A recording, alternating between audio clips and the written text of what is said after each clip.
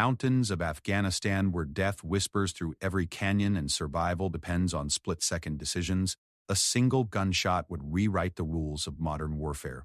This isn't just another war story about heroes and villains. This is about Sarah Mitchell, a woman who carried a rifle that could kill from over 2 miles away, and Commander Jake Morrison, a Navy SEAL who watched helplessly as she made the impossible shot that would haunt him forever. What happened on that scorching July morning in 2/7 defied everything military strategists thought they knew about long-range warfare. A shot so precise, so devastating, that it silenced an entire valley and changed the course of a mission that was supposed to be routine. But nothing about Sarah Mitchell was routine, and nothing about what she was capable of had been written in any military manual. They called her the Ghost because enemies never saw her coming. At 3,247 meters, through wind that could knock a grown man off his feet, in conditions that would make most snipers pack up and go home, she took a shot that military experts still debate today. The target? A high-value enemy commander who had evaded capture for 3 years, surrounded by his personal guard, in what everyone believed was an impenetrable mountain fortress. But this story isn't just about that shot. It's about the woman who took it, the SEAL commander who could only watch through his scope, and how a single moment of incredible precision became the beginning of something much darker. Because when you can kill someone from over 2 miles away, when you hold that kind of power in your hands, the line between hero and something else entirely becomes dangerously thin. What Sarah Mitchell did that day saved lives. What she did in the months that followed would cost them. And Jake Morrison, the man who witnessed her greatest triumph, would become the only person who could stop her greatest mistake. The morning sun painted the Afghan mountains in shades of gold and blood, casting long shadows across valleys that had witnessed centuries of war. Sergeant Sarah Mitchell adjusted her position on the rocky outcrop, her ghillie suit blending seamlessly with the desert terrain. 3 miles away, through the crystal-clear mountain air, her target moved through what he believed was the safety of distance. Sarah had been lying in the same position for 14 hours. Her body ached, her throat burned from dehydration, and her eyes watered from staring through the scope for so long. But she remained perfectly still, a statue of deadly patience carved from determination and years of brutal training. This was what separated her from every other sniper in the military. While others measured their limits in hours, Sarah measured hers in days. Commander Jake Morrison crouched 50 meters behind her, his own scope trained on the same distant target. Through his earpiece, he could hear the steady breathing of his team scattered across the mountainside. Alpha Team had been tracking their high-value target for 6 weeks, following him through some of the most treacherous terrain in Afghanistan. Now, finally, they had him in their sights. Wind speed holding at 15 miles per hour, gusting to 20, whispered Martinez, their spotter. His voice barely audible even through the comm system. Temperature rising. You've got maybe another hour before the heat distortion makes this impossible. Sarah didn't respond. She never did when she was in the zone. Morrison had worked with dozens of snipers during his 15-year career as a Navy SEAL. But Sarah Mitchell was different. She didn't just shoot targets, she studied them, understood them, became one with the environment until the rifle in her hand seemed like a natural extension of her will. The target was Khalid Rahman, a Taliban commander responsible for coordinating attacks that had killed over 200 coalition forces in the past 3 years.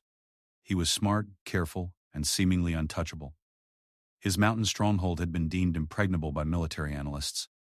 Traditional assault would cost dozens of American lives, and airstrikes were impossible due to the civilian population in the surrounding villages. That's why they had called in Sarah Mitchell, the Ghost. She had earned the nickname during her second deployment in Iraq, when she had eliminated 7 high-value targets in situations other snipers had declared impossible. A terrorist leader hiding in a crowded market, taken out through a window no bigger than a dinner plate from 800 meters away. An enemy sniper who had been terrorizing a forward operating base, eliminated during a sandstorm when visibility was near zero. Each shot had been perfect, precise, and completely unexpected. But this shot would be different. At 3,247 meters, it would be the longest confirmed kill in military history. The current record was held by a Canadian sniper at 3,540 meters, but that had been against a stationary target in perfect conditions. This was against a moving target, in mountain wind, with the lives of an entire SEAL team depending on success. Target is moving toward the compound entrance, Morrison observed, his voice tight with tension. Through his scope he could see Rahman walking casually among his guards, completely unaware that death was watching him from across the valley. Sarah, you've got maybe 90 seconds before he disappears inside. Sarah's breathing slowed even further. Her heart rate, which would be racing in most people, dropped to a calm 40 beats per minute. This was the state she entered before every impossible shot, a place where time seemed to slow down and the entire world narrowed to the space between her eye and the target. She had been preparing for this moment her entire life, though she hadn't always known it. Growing up on her grandfather's ranch in Montana, she had learned to shoot before she could properly ride a bike. Her grandfather, a Marine veteran of Vietnam, had seen something special in her steady hands and patient nature. While other children played video games, Sarah spent hours learning to read wind patterns, calculate bullet drop, and control her breathing. By the time she was 16, she could put 3 bullets through the same hole at 500 yards. By 18, she was out shooting seasoned hunters and competitive marksmen. When she enlisted in the Army at 19, her drill sergeants quickly realized they had something extraordinary on their hands. The military had taught her the science of long-range shooting, but it couldn't teach the instinct that made her special. That came from somewhere deeper, a connection to the rifle and the targets that few people ever understood. Sarah didn't just aim at her targets. She felt them, understood their movements, anticipated their next step before they made it. 70 seconds, Morrison whispered, his own tension bleeding through the comm system. He had seen Sarah make incredible shots before, but nothing like this. The mathematics alone were staggering. At this distance, the bullet would take over 4 seconds to reach the target. Rahman would take several steps during that time. The bullet would drop over 30 feet due to gravity and drift several feet due to the wind. Any of a dozen factors could cause a miss, and there would be no second chance. Sarah's finger found the trigger, applying just enough pressure to take up the slack without firing. Through her scope, she watched Rahman pause to speak with one of his lieutenants. She studied his body language, the way he gestured with his hands, the pattern of his movement. She was learning him, becoming familiar with the rhythm of his life, in the few precious seconds before she ended it. The wind gusted, and Sarah felt it against her face, letting it tell her exactly how it would affect the bullet's flight path. She made a micro-adjustment to her scope, moving it just a fraction of a degree to compensate. The mathematics were complex, but her mind processed them instinctively now, years of training distilling down to pure intuition. 50 seconds. Morrison breathed. He could see Rahman moving toward the entrance of the compound. Once the Taliban commander disappeared inside, the mission would be over. They would have to extract and try again another day, assuming they could find him again. Months of intelligence gathering, weeks of careful positioning, all riding on the next few seconds. Sarah exhaled slowly, letting half the air out of her lungs, then held her breath. This was the moment of perfect stillness, when her body became as stable as the mountain itself. Through her scope, she could see Rahman clearly now, his face visible even at this incredible distance. He looked tired, older than his 43 years, worn down by years of war and violence. For just a moment, Sarah felt a flicker of something that might have been sympathy. Rahman had a family somewhere, people who loved him and would mourn his death. But then she remembered the intelligence reports, the photographs of destroyed villages, the names and faces of American soldiers who had died because of his orders. Her finger tightened on the trigger. 30 seconds. Time seemed to stretch impossibly thin. Sarah could feel her heartbeat in her chest, steady and slow like a metronome. She could feel the weight of the rifle, perfectly balanced against her shoulder. She could feel the slight vibration of the trigger under her finger, ready to release death across the valley. Rahman stopped walking. He turned to face almost directly toward Sarah's position, though she knew he couldn't see her. For a moment that lasted an eternity. The Taliban commander stood perfectly still, silhouetted against the brownstone walls of his fortress. It was as if he sensed something, some instinctive warning that danger was near, but it was already too late. Sarah squeezed the trigger. The rifle spoke with a sharp crack that echoed off the canyon walls.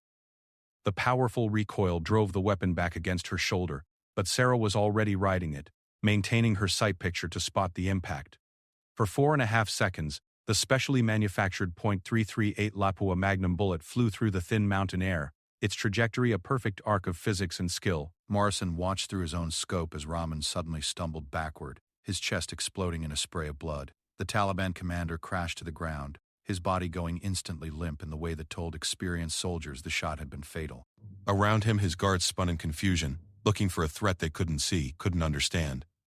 Target down. Morrison whispered into his comm, his voice filled with amazement. Clean kill. I repeat, target is down. Across the valley, chaos erupted as Rahman's followers realized their leader was dead. But their confusion bought Alpha Team the precious seconds they needed to begin their extraction. The impossible shot had been made, the mission accomplished, and Sarah Mitchell had just rewritten the record books. But as she began to break down her rifle, Sarah felt something she had never experienced after a successful shot. Instead of the usual satisfaction of a job well done, she felt empty, hollow. The shot had been perfect, but somehow it felt like the beginning of something rather than the end. She didn't know it yet, but that feeling would prove to be prophetic. The shot that made her famous would also begin her descent into something much darker, and Commander Morrison, who had witnessed her greatest triumph, would soon find himself in the impossible position of hunting the woman who had just made military history. As the team began their extraction down the treacherous mountain paths, Sarah took one last look back at the compound where Raman's body lay cooling in the Afghan sun. She had killed many men during her military career, but this one felt different. This one felt personal. And that, she would later realize, was the first sign that something fundamental had changed inside her. The ghost had made her most famous shot. But in doing so, she had also taken the first step toward becoming something far more dangerous than anyone could have imagined. 3 weeks after the record-breaking shot, Sarah Mitchell sat in a sterile debriefing room at Bagram Airfield, staring at photographs of Khalid Rahman's compound spread across the metal table. General Patricia Hayes, a stern woman with silver hair and sharp eyes, studied the after-action reports while Sarah waited in silence. The room smelled of recycled air and strong coffee, institutional odors that had become as familiar to Sarah as gunpowder and mountain wind. Outside the small window, she could see transport planes landing and taking off in an endless cycle, carrying soldiers to and from combat zones across Afghanistan. The shot has been verified by 3 independent sources, General Hayes said finally, her voice carrying the weight of authority earned through 30 years of military service. 3,247 meters, confirmed kill, tactical situation resolved with 0 friendly casualties. It's being written up for the record books. Sarah nodded but said nothing. Since returning from the mountains, she had found herself increasingly reluctant to talk about the shot. Every interviewer, every intelligence officer, every curious fellow soldier wanted to know how she had done it, what it felt like, how she had managed to make the impossible possible. But the truth was, Sarah wasn't entirely sure herself. The shot had felt different from all the others. Not just because of the distance, but because of something deeper, something that had changed inside her when she pulled that trigger. She had been replaying it in her mind constantly, not with pride, but with a growing sense of unease. There's going to be media attention, General Hayes continued, shuffling through the papers. The brass wants to use this for recruitment, morale building. A female sniper breaking records, showing that American military training and technology can overcome any obstacle. You're going to be famous, Sergeant Mitchell. The word famous hit Sarah like a physical blow. She had never wanted fame, had never sought attention. She became a sniper because she was good at it, because it saved the lives of her fellow soldiers, because it was a way to serve her country with the skills she possessed. The idea of becoming a poster child for military recruitment made her stomach turn. Commander Morrison had been notably absent from the debriefing process, and Sarah found herself wondering where he was. During the extraction from the mountains, he had seemed different somehow. Quieter than usual. She had caught him looking at her with an expression she couldn't quite read, something between admiration and concern. I'd prefer to avoid the media attention, General, Sarah said quietly. I just want to do my job. General Hayes smiled. But it wasn't a warm expression. It was the smile of someone who had learned that military service rarely allowed soldiers to avoid things they preferred not to do. I'm afraid that's not going to be possible. The shot is already generating interest at the highest levels of the Pentagon. There are going to be interviews, maybe a book deal, documentary crews. The American people need heroes, Sergeant. And right now, you're it. After the meeting, Sarah walked alone across the sprawling base, past rows of temporary buildings and defensive positions that had become a small city in the middle of a war zone. Soldiers nodded respectfully as she passed, word of the record shot having spread quickly through the military community. Some pointed discreetly, whispering to their companions about the woman who could kill from over 2 miles away. She found Morrison in the communications center, hunched over a computer terminal, typing what appeared to be yet another report. His face was drawn, tired lines around his eyes that hadn't been there before the mission. When he saw her approach, he minimized the screen and turned in his chair. How did debriefing go? He asked, though his tone suggested he already knew the answer. They want to make me a celebrity, Sarah replied, taking a seat beside him. Media tours, interviews, the whole circus. I didn't sign up for that. Morrison was quiet for a long moment, his gaze distant. Finally, he said, I've been thinking about that shot a lot. Not just the technical aspects, but what it means. What it says about where warfare is heading. Sarah felt a chill run down her spine. There was something in Morrison's voice, a note of concern that she had never heard before. What do you mean? 3,247 meters, Morrison said slowly. That's over 2 miles, Sarah. You killed a man from over 2 miles away. He never saw you, never had any idea you existed, never had even the theoretical possibility of defending himself. From his perspective, he was just walking across his compound, completely safe, and then he was dead. The words hung in the air between them, heavy with implications that Sarah was only beginning to understand. She had been so focused on the technical challenge of the shot, the wind calculations and bullet drop computations, that she hadn't fully considered the broader meaning of what she had accomplished. That's what snipers do, she said, but even as the words left her mouth, they felt inadequate. No. Morrison shook his head. What you did goes beyond traditional sniping. Traditional sniper doctrine talks about ranges of 800 to 1,200 meters for most engagements. Even the best snipers rarely engage targets beyond 1,500 meters in combat situations. You nearly doubled the longest confirmed kill shot in military history. You've pushed the boundaries of what's humanly possible. Sarah found herself thinking about Rahman in his final moments, the way he had paused and seemed to sense something wrong just before she pulled the trigger. Had he felt her watching him? Had some primitive survival instinct tried to warn him that death was approaching from an impossible distance? I've been having dreams about it, she admitted quietly. Not nightmares exactly, but strange dreams. I see the shot from his perspective, feel what it must have been like to die without warning, without understanding. Morrison leaned forward, his expression serious. That's not unusual after a high-stress engagement. But Sarah, I need you to understand something.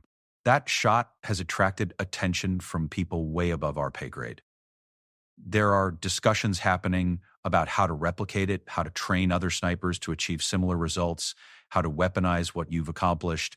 The communications center buzzed with activity around them, radio operators coordinating with units across Afghanistan, intelligence analysts processing information from dozens of sources. But Sarah felt increasingly isolated, as if she were sitting in a bubble of silence while the world spun on around her. The thing is, Morrison continued, I'm not sure what you did can be taught.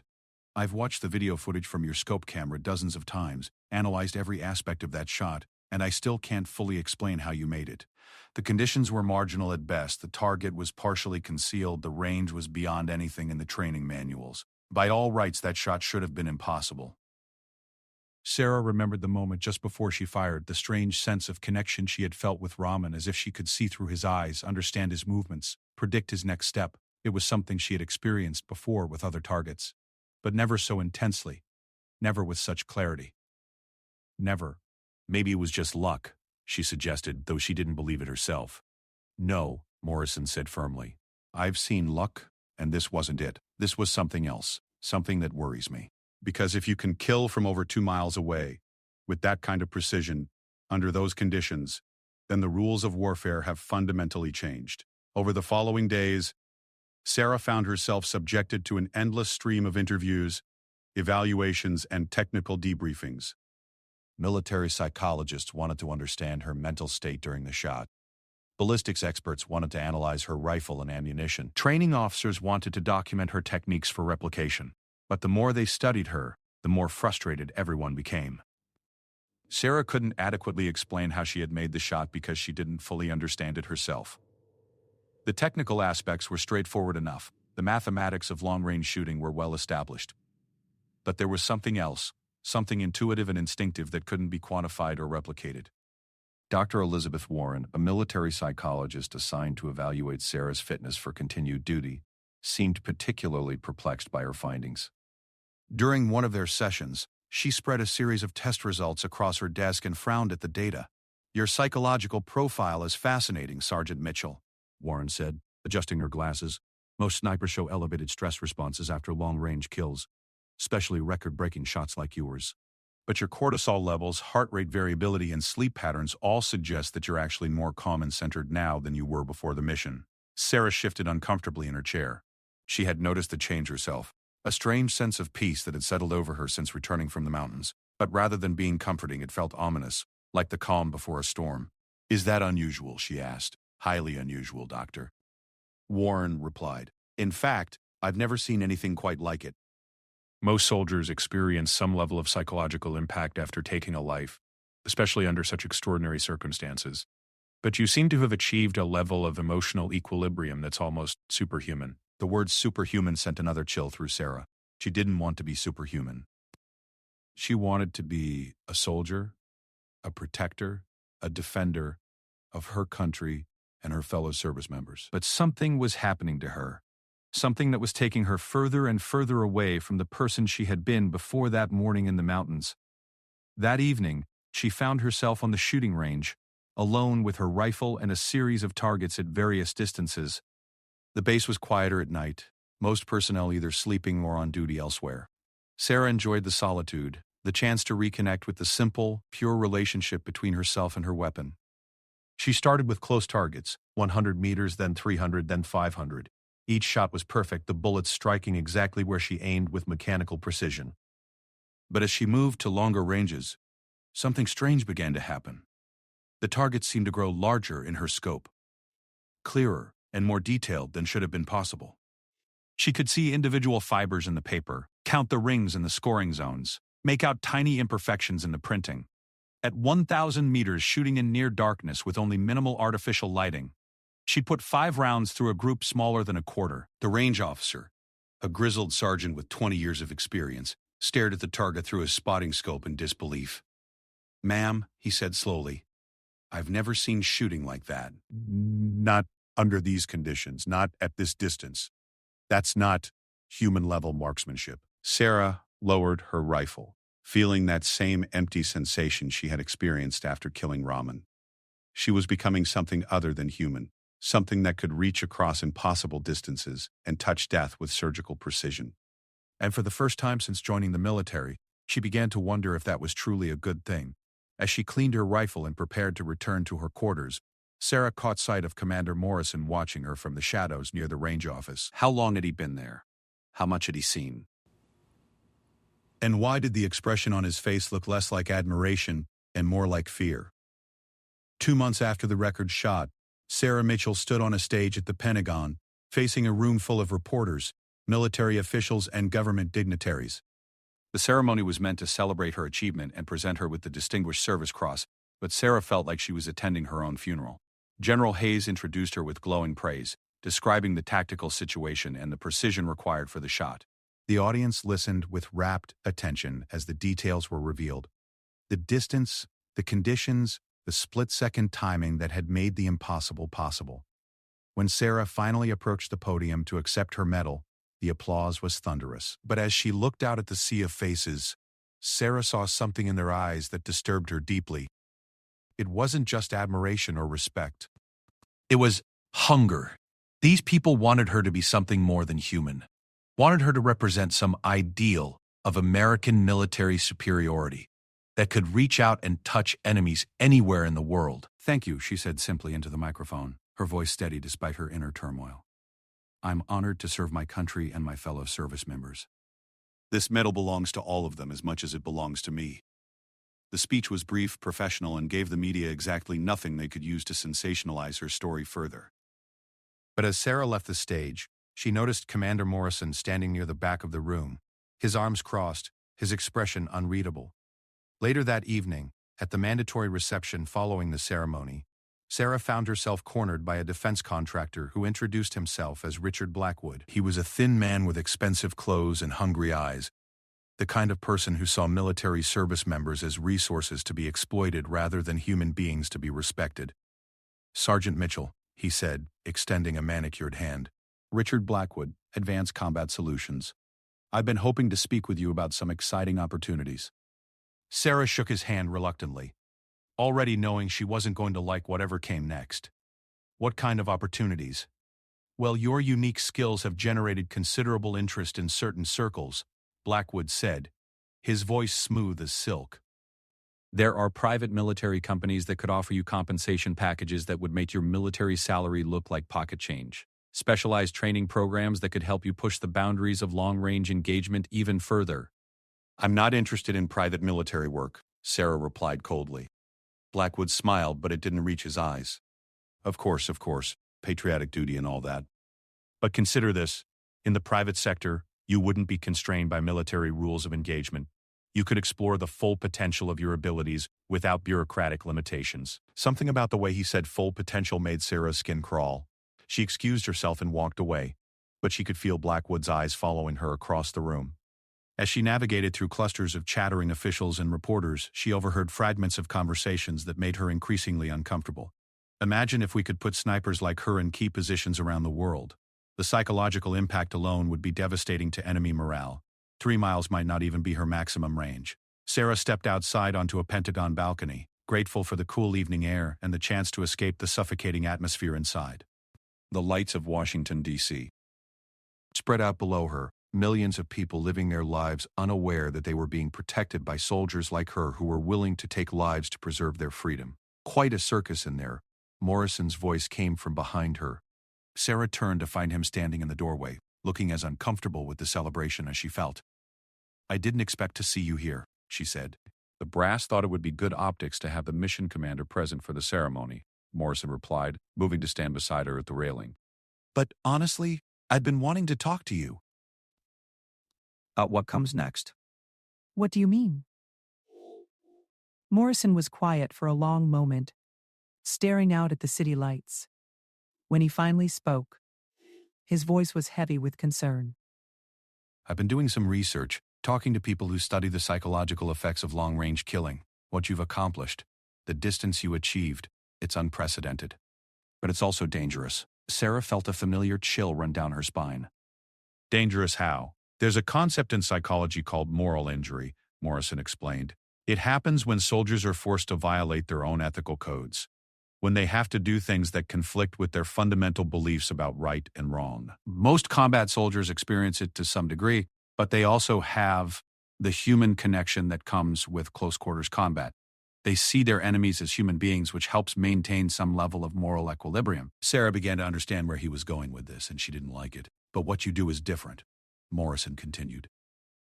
"You kill from such extreme distances that your targets barely register as human beings. They're objects in a scope, problems to be solved with mathematics and physics. There's no human connection, no moment of recognition between combatants. Just clinical, precise elimination." That's the point, Sarah said quietly.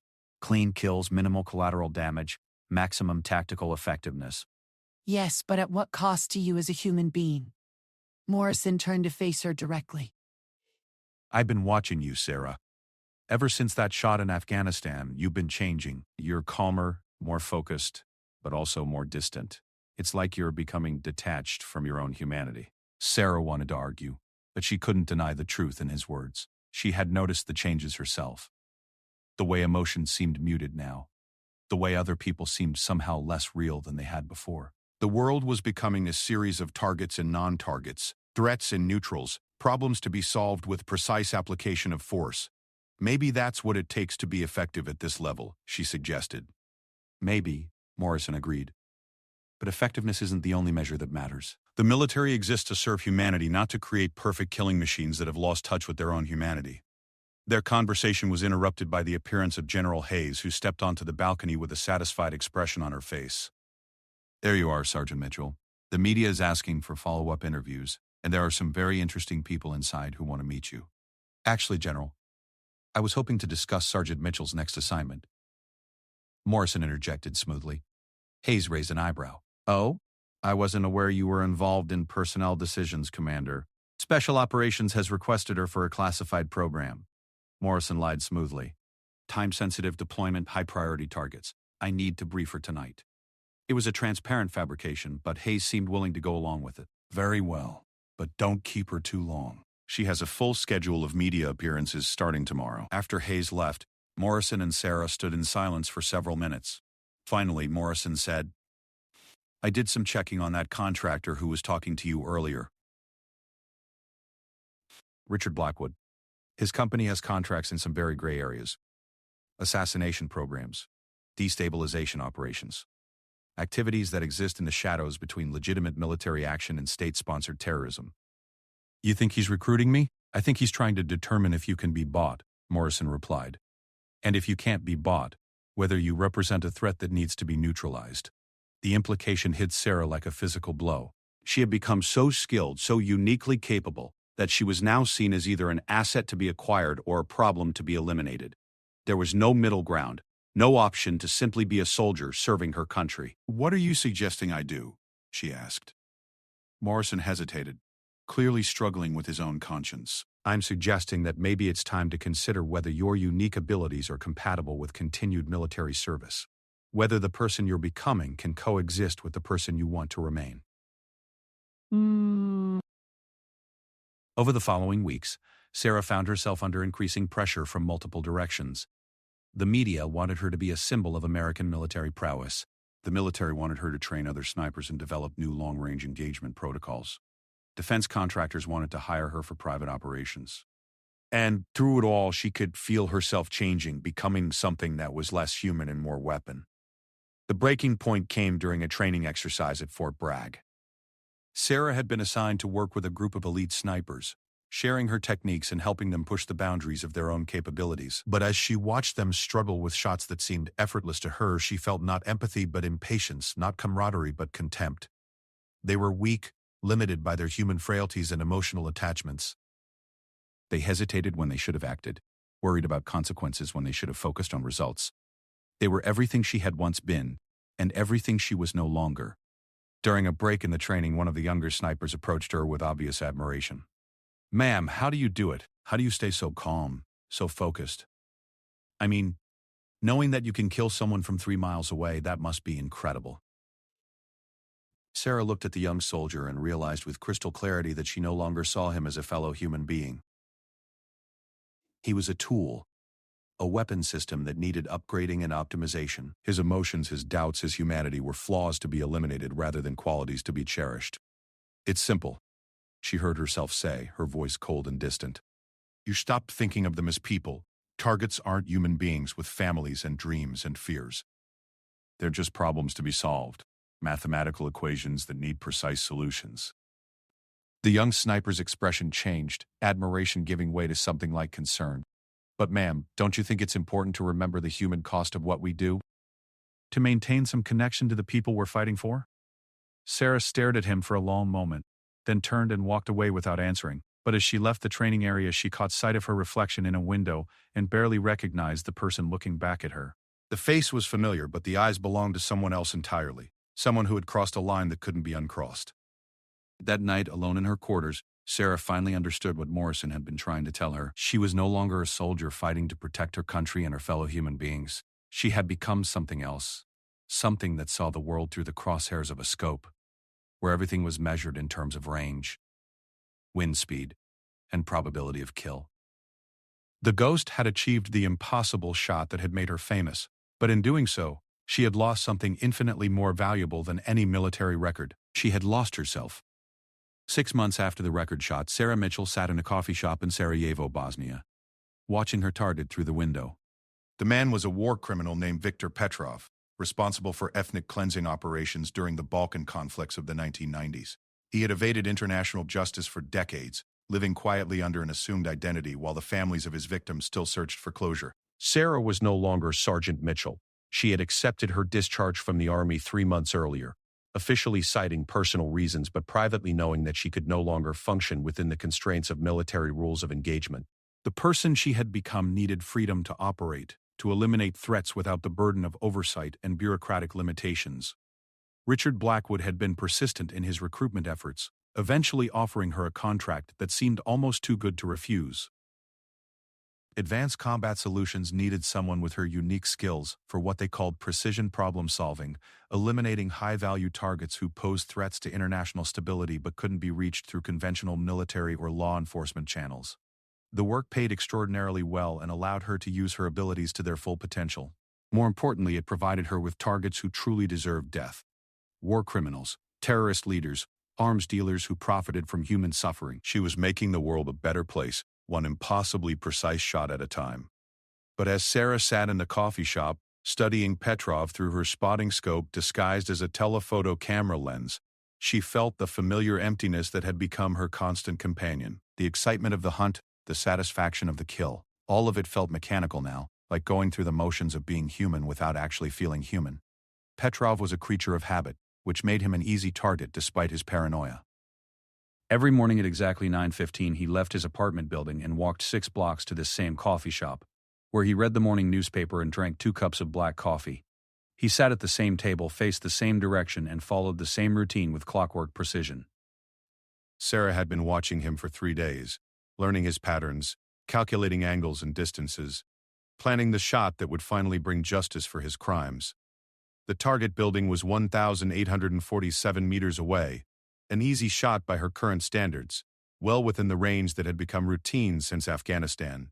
Her phone buzzed with a text message. The number was blocked, but she recognized the writing style immediately. Commander Morrison had been trying to contact her for weeks, ever since she had left the military. His messages were always brief, professional, and tinged with concern that she found increasingly irritating. Need to talk. Important. Location attached. Sarah deleted the message without reading the attached coordinates. Morrison represented her old life, the constraints and limitations she had gladly left behind. Whatever he wanted to discuss, she wasn't interested. She had moved beyond the need for approval or guidance from her former colleagues. At exactly 9:15, Petrov emerged from his building and began his morning walk. Sarah tracked him through her scope, noting the slight limp from an old war wound, the way he constantly scanned his surroundings despite appearing relaxed. He was a careful man, but his caution was focused on close-range threats. He would never imagine that death was watching him from over a mile away. Sarah had positioned herself on the roof of an abandoned factory, her rifle concealed within what appeared to be a pile of construction debris. The ghillie suit she wore was specially modified for urban environments, designed to blend with concrete and steel rather than natural vegetation. She had been in position since before dawn, patient as stone, waiting for the perfect moment. As Petrov settled into his usual seat at the coffee shop, Sarah felt the familiar calm descend over her. Her heart rate slowed, her breathing became deep and regular, and the world narrowed to the space between her eye and the target. This was the zone she lived in now, the only place where she felt truly alive. She calculated wind speed, humidity, temperature, and all the other variables that could affect the bullet's flight path. The mathematics were complex, but her mind processed them automatically. Years of training and natural talent combining into something that transcended normal human capability.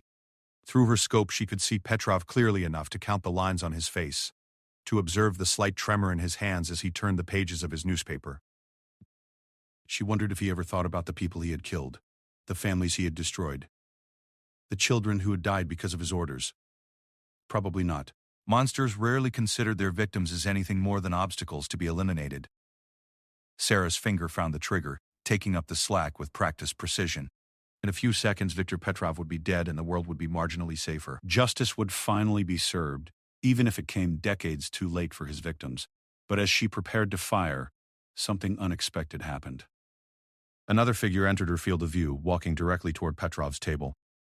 It was a young woman, maybe 25 years old, with dark hair and features that bore a strong resemblance to the war criminal. She approached Petrov with obvious familiarity, kissing his cheek before sitting down across from him.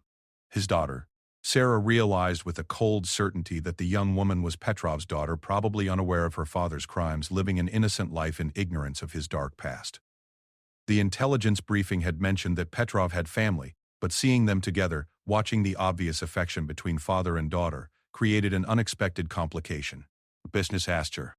A different sniper might have hesitated, might have questioned whether it was right to traumatize an innocent young woman by killing her father in front of her. But Sarah felt no such emotional conflict. The daughter was a non-combatant, not a target, but her presence didn't change the tactical situation. Petrov still needed to die, and this was still the optimal time and place to eliminate him. Sarah adjusted her aim slightly, compensating for the angle change caused by Petrov's position at the table. Through her scope, she could see him laughing at something his daughter had said, his face animated with genuine warmth and affection. For a moment, he looked less like a war criminal and more like any ordinary father enjoying time with his child. But appearances were deceiving. Sarah had studied the intelligence files, seen the photographs from the mass graves, read the testimonies from survivors who described his cruelty in horrific detail. This moment of paternal tenderness didn't erase decades of brutality and murder. She exhaled slowly, held her breath, and squeezed the trigger. The rifle spoke with its familiar sharp crack, the sound echoing off the surrounding buildings. Through her scope, Sarah watched as Petrov's head snapped back, his chest exploding in a spray of blood that splattered across the coffee shop window. His daughter screamed, a sound of pure terror and grief that carried across the distance even to Sarah's position. The young woman cradled her father's body, her clothes rapidly turning red with his blood, her voice rising in anguished wails that seemed to pierce Sarah's soul. Other patrons fled in panic, overturning tables and chairs in their desperate rush to escape. Within minutes, police sirens began wailing in the distance. Sarah had already begun breaking down her rifle, moving with the efficient speed that had become second nature. The shot had been perfect, the target eliminated, the mission accomplished. But as she prepared to leave the scene, she found herself watching the daughter through her spotting scope, studying the devastation and trauma that her bullet had caused. The young woman's life had just been shattered in an instant. She would never be the same person she had been 5 minutes earlier. The father she loved was dead, killed by an invisible enemy she couldn't comprehend or confront. The security of her world had been destroyed by a single, precisely placed bullet from an impossible distance. Sarah felt nothing. No satisfaction, no regret, no empathy for the collateral damage her action had caused. The daughter's pain was irrelevant, a side effect that had no bearing on the success or failure of the mission. She packed her equipment and left the rooftop, disappearing into the city streets before the first police cars arrived at the coffee shop. But as she walked away from the scene, Sarah's phone buzzed again. Another message from Morrison, this one more urgent than the previous ones. Sarah, people are starting to ask questions. Your recent activities haven't gone unnoticed. We need to meet. Lives depend on it. This time Sarah didn't delete the message immediately. Something in Morrison's tone suggested that ignoring him was no longer an option. She had been operating under the assumption that her new career was invisible to her former colleagues, but apparently she had been wrong. That evening in her hotel room, Sarah researched the coordinates Morrison had sent. They led to a small cafe in Prague, a neutral location that would allow for discreet conversation. Against her better judgment, she found herself curious about what her former commander might want to discuss. 3 days later, Sarah sat across from Morrison in the Prague cafe, studying his face as he studied hers. He looked older, more worn than she remembered, with new lines around his eyes and a tension in his shoulders that spoke of sleepless nights and difficult decisions. You look different, Morrison said finally, his voice carefully neutral. We all change, Sarah replied.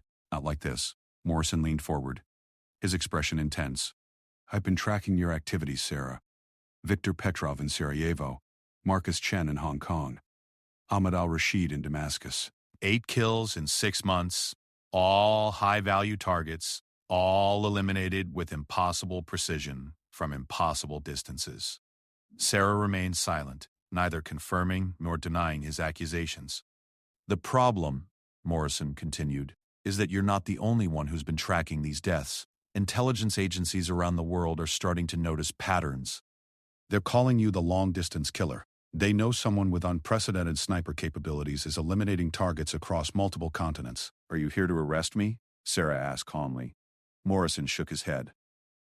I'm here to warn you. Because while you've been playing judge, jury, and executioner around the globe, you've attracted the attention of some very dangerous people. People who don't appreciate freelance operators eliminating their assets. He slid a photograph across the table.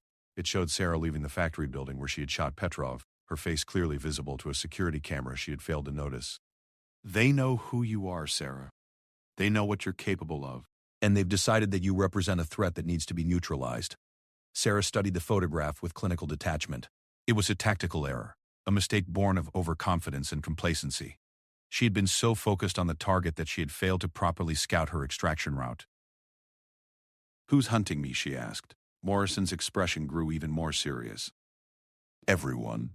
The Russians think you're a CIA asset. The Chinese think you're working for the Pentagon. Various terrorist organizations think you're targeting their leadership for ideological reasons. Criminal syndicates think you're eliminating their competition. Everyone has a theory, and all of them involve putting you in the ground. And what do you think? Morrison was quiet for a long moment, studying her face with the intensity of someone searching for traces of a person he used to know.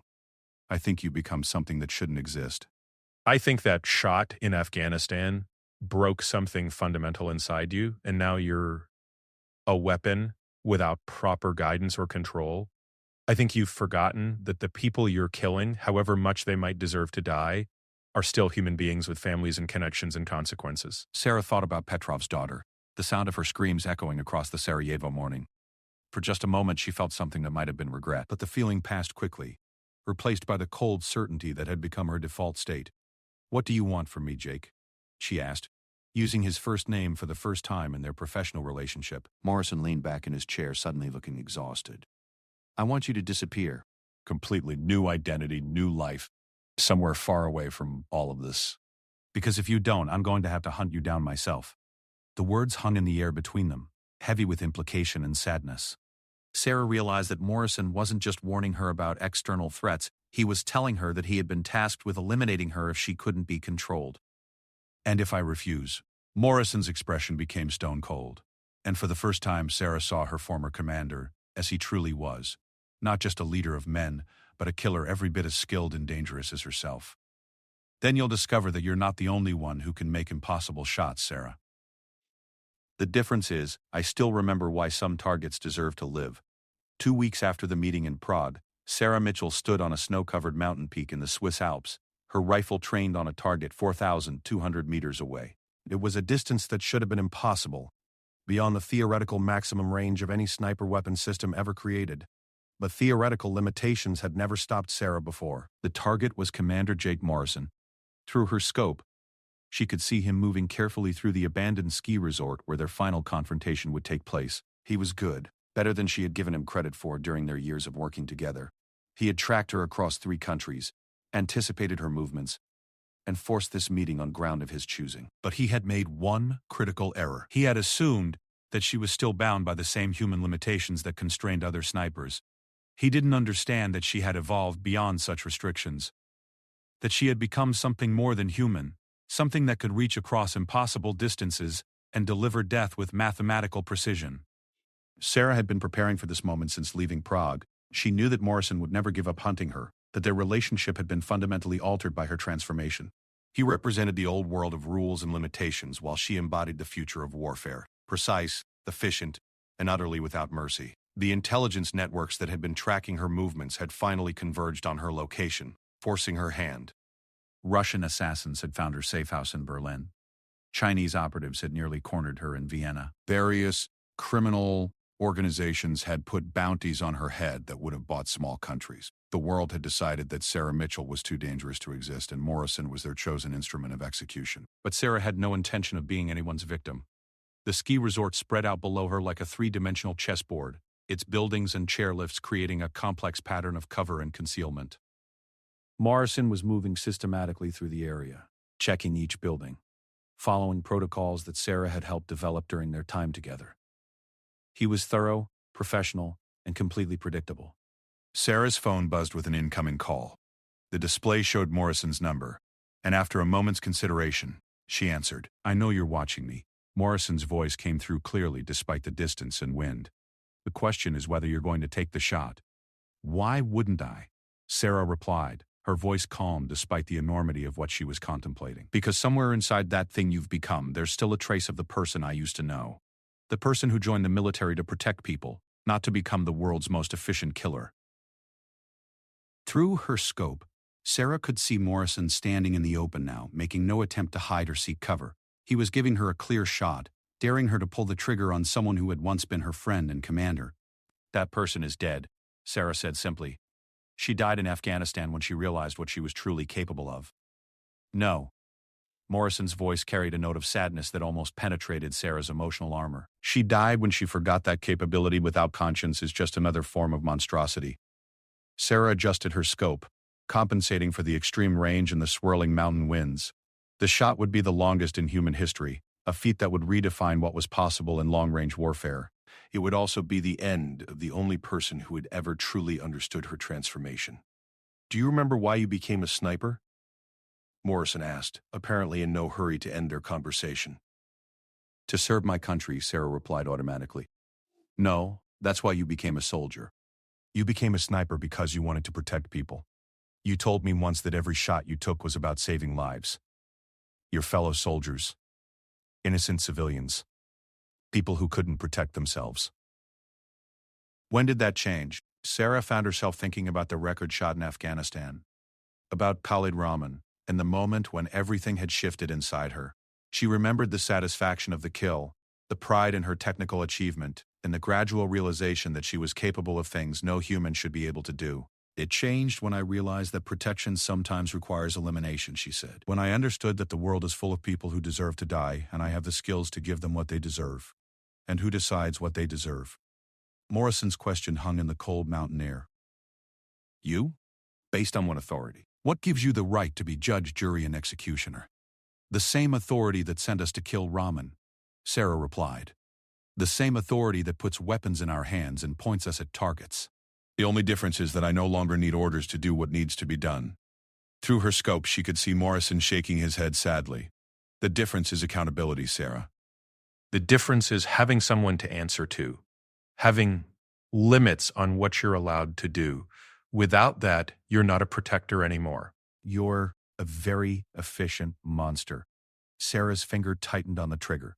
At this range, with these conditions, the shot was at the very edge of possibility even for her. The bullet would take nearly 6 seconds to reach its target, dropping almost 50 feet due to gravity and drifting significantly due to wind. She would need to account for the rotation of the Earth itself, the minute changes in air pressure and temperature along the bullet's flight path, but she had made impossible shots before. She had redefined the boundaries of human capability and then transcended those boundaries entirely. This shot would be her masterpiece. The final proof that she had evolved beyond the limitations that constrained ordinary humans. I've been thinking about that young woman in Sarajevo, Morrison said suddenly. Petrov's daughter. Have you? The words hit Sarah like a physical blow, penetrating her emotional armor in a way that surprised her. She had been trying not to think about the daughter's screams, the sight of her cradling her father's bloody corpse, the devastation in her eyes. She was collateral damage, Sarah said, but her voice lacked its usual conviction. She was an innocent person whose life you destroyed for the sake of your mission, Morrison replied. Just like the families of all your other targets. Just like the people who cared about Raman, whatever kind of monster he might have been. You've convinced yourself that you're making the world better, but you're really just spreading trauma and pain with surgical precision. Sarah tried to push the images from her mind, tried to focus on the technical aspects of the shot she was about to make. Wind speed, bullet drop, target movement, all the mathematical variables that could be calculated and compensated for. But Morrison's words kept echoing in her mind, forcing her to confront aspects of her actions that she had been carefully avoiding. Every person you've killed had connections, Sarah. People who loved them despite their crimes. People who are now traumatized, grieving, damaged by your actions. You've become so focused on eliminating targets that you've forgotten they're connected to other human beings. They were criminals, Sarah protested. War criminals, terrorists, arms dealers. The world is better off without them. Maybe, Morrison conceded. But what about the world they leave behind?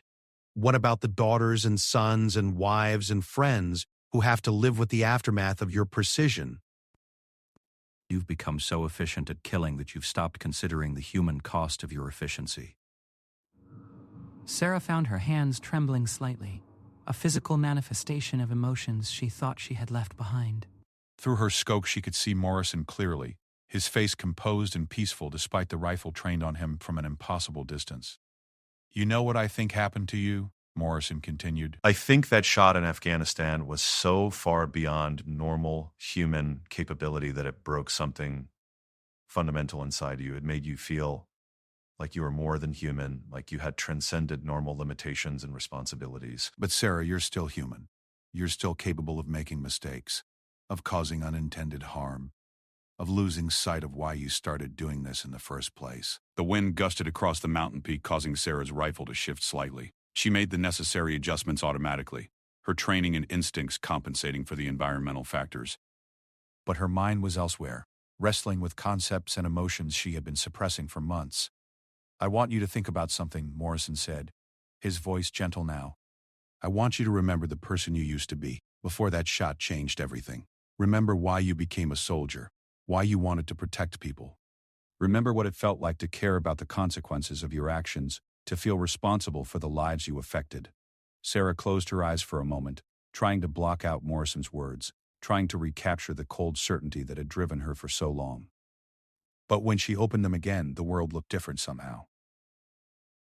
The target in her scope wasn't just an obstacle to be eliminated.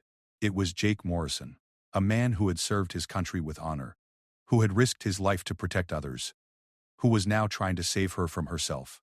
The person you used to be wouldn't take this shot, Morrison said quietly. She would find another way, a better way. She would remember that killing should always be the last resort, not the first option.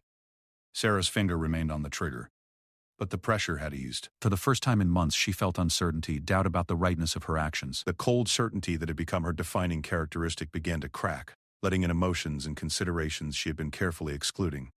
"It's not too late, Sarah," Morrison said. "You can still choose to be the person you used to be.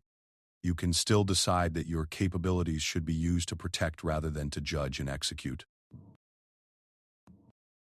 But you have to make that choice now, because after this moment there won't be another chance." Through her scope, Sarah could see Morrison standing perfectly still, giving her the clearest possible shot. He wasn't trying to hide or escape or defend himself. He was trusting her to make the right decision, betting his life on the possibility that some trace of her former self still existed. Sarah thought about all the people she had killed in recent months, all the families she had destroyed, all the trauma she had inflicted in the name of justice. She thought about the young woman in Sarajevo, screaming over her father's body. She thought about the other daughters and sons and spouses who were living with similar trauma because of her actions. And for the first time since Afghanistan, Sarah Mitchell began to cry. The tears came slowly at first, then in great heaving sobs that shook her entire body. All the emotions she had suppressed, all the humanity she had tried to abandon came flooding back in a torrent of grief and regret and self-recognition. She was still holding the rifle, still had Morrison in her sights, but her hands were shaking too badly to take any shot, impossible or otherwise. "I can't," she whispered into the phone, her voice broken. "I can't hold my risks. I can't hold my risks. My arm bound. I can't go back. I've done too much. Hurt too many people. I've become something terrible." "No." Morrison's voice was firm but gentle. "You've lost your way, but you're not beyond redemption. The fact that you can feel this pain, this regret, proves that you're still human. It proves that there's still something worth saving." Sarah lowered her rifle, the weapon that had defined her life and transformed her into something monstrous. Without it pressed against her shoulder, without a target in her sights, she felt lost and vulnerable in a way she hadn't experienced since childhood. "What do I do now?" she asked. "Now," Morrison replied, "you come down from that mountain and we figure out how to put your skills to better use. There are people out there who need protection, who need someone with your capabilities watching over them. The question is whether you're willing to be a guardian again instead of an executioner." Sarah stood slowly, her legs unsteady, after hours of remaining motionless. The rifle felt impossibly heavy in her hands, weighted down not just by steel and optics, but by the memory of all the lives it had taken. She had achieved the impossible shot that had made her famous, but in doing so, she had nearly lost everything that made her human. As she began the long descent toward the abandoned ski resort, toward Morrison and whatever future awaited her, Sarah realized that the most difficult shot of her career hadn't been the one that killed Raymond from over 2 miles away. It had been the shot she had chosen not to take, the decision to spare Morrison and try to reclaim her humanity. The ghost was dead. What remained to be seen was whether Sarah Mitchell could be reborn from the ashes of what she had become. In the distance, Morrison waited patiently, his faith in her redemption serving as a beacon of hope in the moral wilderness she had created for herself. The final distance between them was measured not in meters but in the choices that would determine whether she remained a monster or found her way back to being human.